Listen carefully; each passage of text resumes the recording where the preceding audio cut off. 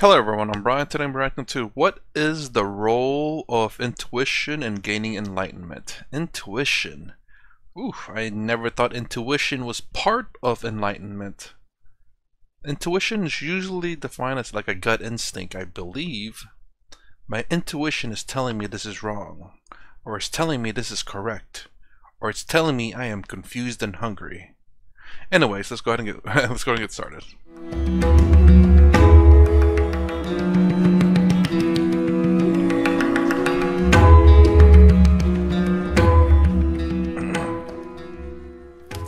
I'm very happy to announce the continuation of our question and answer video series after a gap of about 2 years. At the end of this video, I'll tell you how you can submit your questions to be answered in future videos. Recently, I received a question from Christina, who lives in Mexico. She asked, what is the role of one's intuition in gaining enlightenment? Intuition. To answer this, we first have to understand the nature of intuition itself. Intuition is usually understood as being the mind's power to gain knowledge without using rational thought. That is, intuition is an ability to understand or know something without conscious reasoning or analysis. It's an unconscious mental process that enables you to make decisions or judgments based on your prior experiences and accumulated knowledge.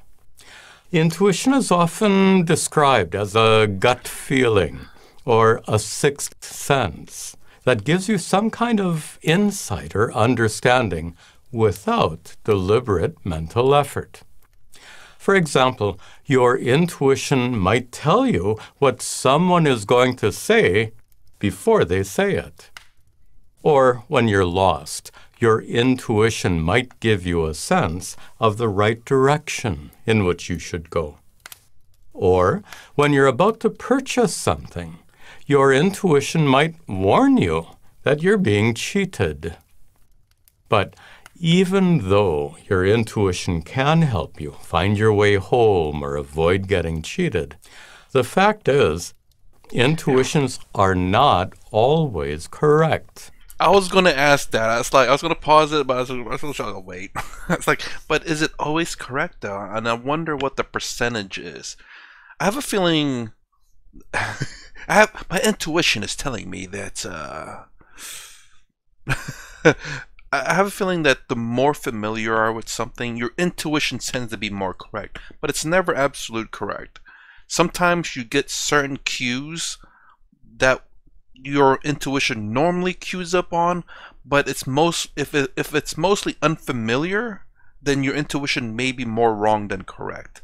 But if you're in a situation where your intuition is more familiar with the surroundings, for example, I really don't have one prepared, but I will go ahead and try anyway.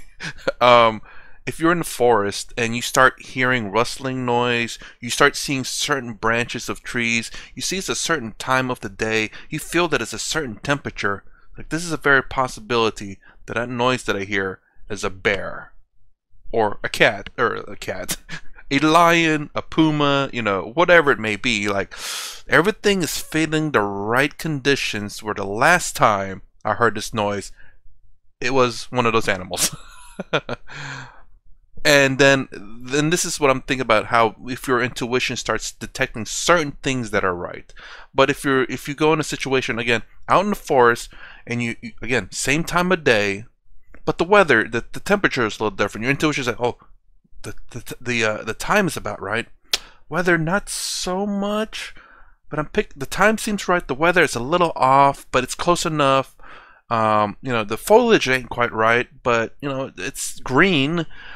And your intuition starts picking up on these things, but are not quite right, and you end up perhaps getting the wrong intuition. Theories there. I don't know if it's true or not. That's just my thoughts. Let me know if you agree or disagree with that. I don't know how intuitions work. Sometimes they're just weird, but that's my prediction on intuition. Your gut feeling might be right, or it might be wrong. That's hardly surprising because we all make mistakes. Yet, some people strongly believe that their intuition is always right in every situation. Maybe that's because they only remember occasions when their intuitions were correct, and they forget all the times their intuitions were wrong. I guess it's kind of like those people who what is it? There was a kind of a study that was done with people who could, what do you call those people? Who can look at ghosts of your past. You talk to your dead family members or whatever, and they did kind of a study where there's an observer who watch this. I won't say family member, but watch this person do one of those things, and what they notice is that even though the person that's the psychic reading or whatever they're called, I don't know what they're called, even though they got so many wrong, but because they got a few of them right, because of how they read the body language and the questions they ask, even though they got 95% of the theories wrong and only 5% right, the person coming out of that got an experience says, oh my gosh, he was so good, because they only remember the positives but not the negatives. And I think this is what he's trying to say here too. So, any intuitions you might have about spiritual truths might be correct or they might be incorrect. You can't be sure. But there's a bigger problem here. As we saw before, intuition is based on your prior experiences and accumulated knowledge. But what if the truth you seek lies outside the scope of your experience and knowledge? For example, if you don't know what cryptocurrency is, your intuition can't help you predict the price of Bitcoin.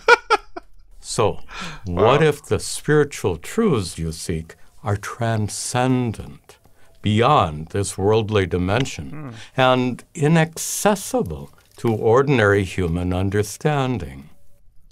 Well, according to the rishis, the sages of ancient India, that is exactly the case. Thousands of years ago, they were able to discover the transcendent inner divinity that dwells in every person. They called it Atma, the true self. In a scripture called Kena Upanishad, one of those rishis said, you cannot see it with your eyes, nor can you describe it with words, nor can you grasp it with your mind. His striking revelation completely dismisses the value of intuition and other means of understanding. He went on to say, rather cryptically, those who say it is known, they do not know.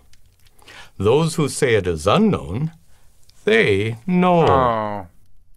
But what does that even mean? I think I know he's probably going to answer, but I want to see if I can guess. Basically, if you it's something that cannot be known, so therefore, if you know it, you clearly don't know it. But if you say it is unknown, then clearly you know it because it is something that cannot be known. Because it's something that cannot be experienced, I believe, by your five senses. You cannot see it, you cannot touch it, you cannot taste it, you cannot smell it, you cannot hear it. I always have to remember all the five senses. But yes, you can't do you cannot sense it. So therefore it cannot be known. And that's it's kind of funny. It's like those who say they know it don't know it. Those who say they don't know it know it. Earlier in the text, the Rishi described Atma as Shrotrasya Shrotram, the ear of the ear. Oh, Chakshushash Chakshuhu, the eye of the eye. And Manaso Manaha, the mind of the mind. So if you reflect on all this, it eventually becomes clear that he was referring to a fundamental inner reality, the consciousness or awareness that is your true essential nature. your nature as an awareful being. That consciousness enables you to be aware of what's happening right now all around you, as well as what's happening inside your mind. Objects in the world and thoughts in your mind are all known to you, and you are the conscious knower. As the conscious knower, you are categorically different from all that's known. That's what the Rishi meant. Those who say that consciousness is known, like an object, they do not know. Those who say that consciousness is unknown, because it's not an object, they know. Consciousness is unknown in the sense that it's not an object you can perceive with your five senses or know with your mind. The Rishis discovered that consciousness, the consciousness present in your experience right now, has a vast hidden dimension. It's like an iceberg that's mostly hidden under the surface of the sea, except for a little part protruding from the water. The full nature of your consciousness is concealed or covered by a so-called veil of ignorance. According to the Rishis, your consciousness is actually unborn, uncreated, limitless, vast, and utterly untouched by worldly suffering. That's why it's called the inner divinity. Unfortunately, when you fail to recognize that inner divinity, you become subject to suffering. How? Suppose a man who is homeless and penniless happens to be the rightful heir to a vast fortune, but he doesn't know his true wealth because no one can find him and give him the good news. So, even though that fortune already belongs to him, it can't help him escape the suffering he experiences living on the street. In the same way, your consciousness is already uncreated, limitless, and free from suffering. But if you don't know that, if you fail to recognize your true divine nature, how can it help you? According to the Rishis, to free yourself from worldly suffering, you have to remove the ignorance that conceals your true nature.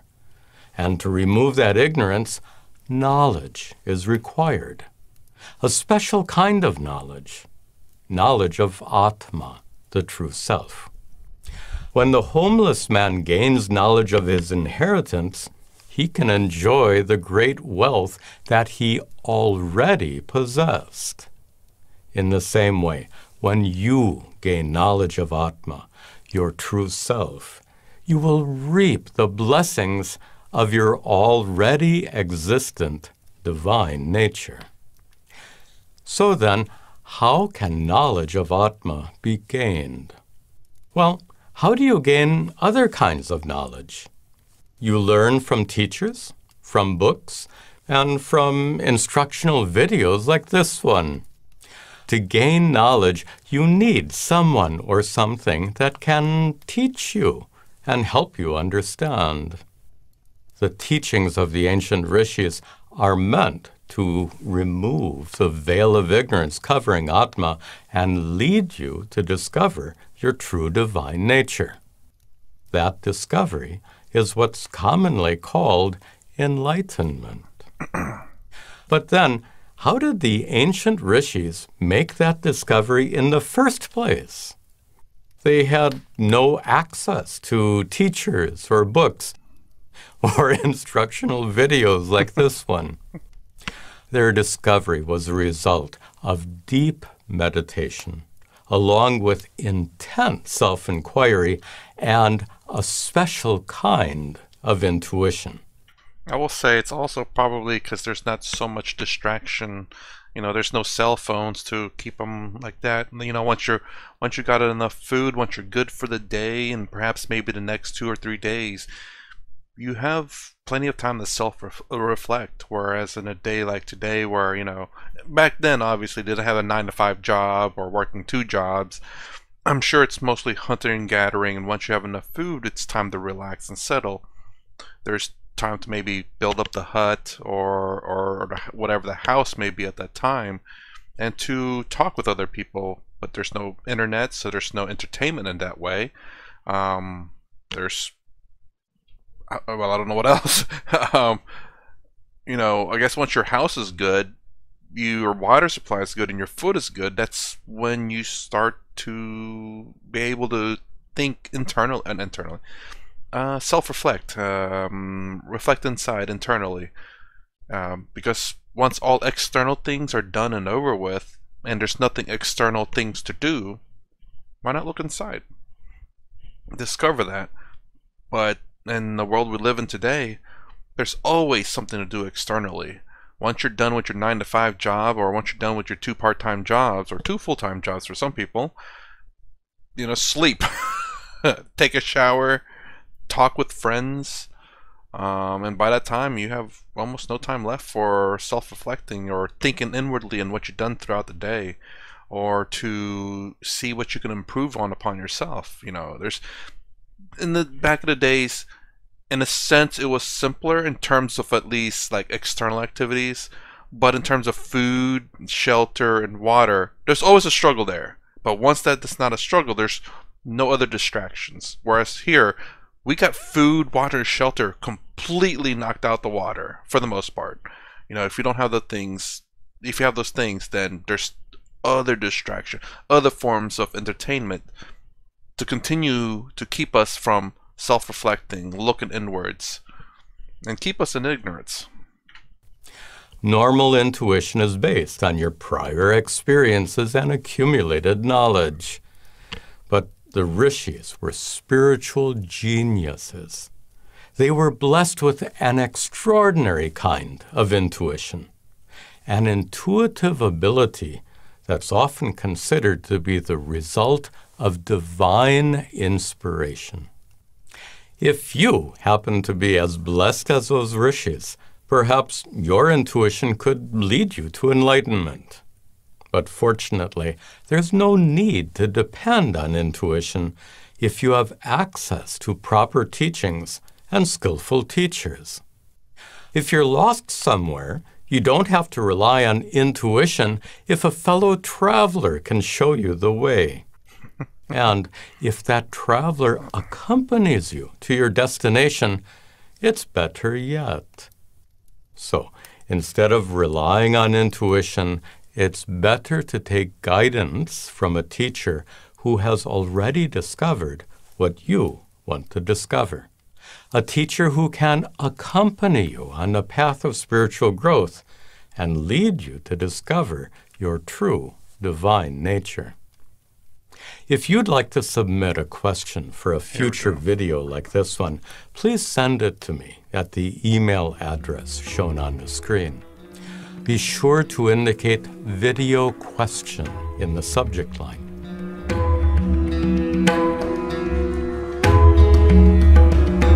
Okay, that's the end of it. And please, if you have questions, send it.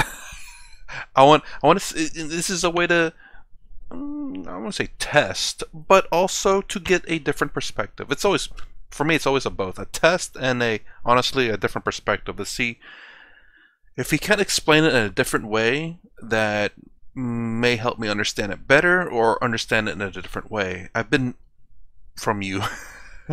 And I've been meaning to send them some questions, and I think I will do it after this video, as a matter of fact, because there is one question I want to ask, and I will more than likely probably post a video, just a really quick one, to say, hey, he answered my questions right here.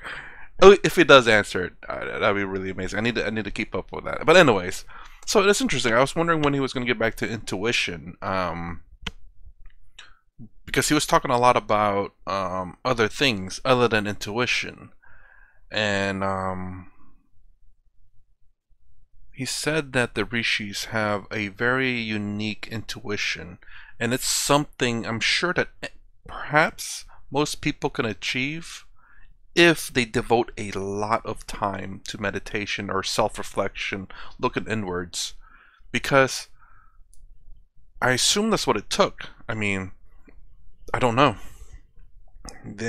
With modern day, distractions, it's very difficult, I'm sure, for a lot of people to have that time. And this is what Dandapani talks about. Dandapani, where why only meditate 1 hour a day when you can be meditative throughout the day? Perhaps that's more along the lines of being calm, in a calm state throughout the day, instead of your emotions or your thoughts constantly swaying up and down based on the surroundings that you're in, which for the most part I am. For the most part. I'm pretty same level of energy and whatnot throughout for the most of the day. Waking up, I am super tired though. but but yeah. Now, obviously, Dandapani, when he talks about that, it's not about self-reflecting or anything, but perhaps maybe being in a, just like I said, a meditative state, or a state where you're not fluctuating so much, so that your energy is consistent, and not it's not being overly drained or having so much. Well, overly drained is really the problem, where you when you get done with your job, you come home and you're just like completely drained. I don't mean tired, I mean drained of your energy. Because I've come home tired, but my energy was, well, my emotional energy, I don't know. I wasn't frustrated or anything. I was just tired. The body tires, obviously. That was the only thing. The I wasn't angry, I wasn't sad, I wasn't happy, I was content the entire time. That's probably what I'm trying to say. But anyways, I talk again too much. What is the role of intuition in gaining the gain in enlightenment? If you like my content, please consider subscribing. Thumbs up, thumbs down below. Thanks for watching. I'll see you in the next vid.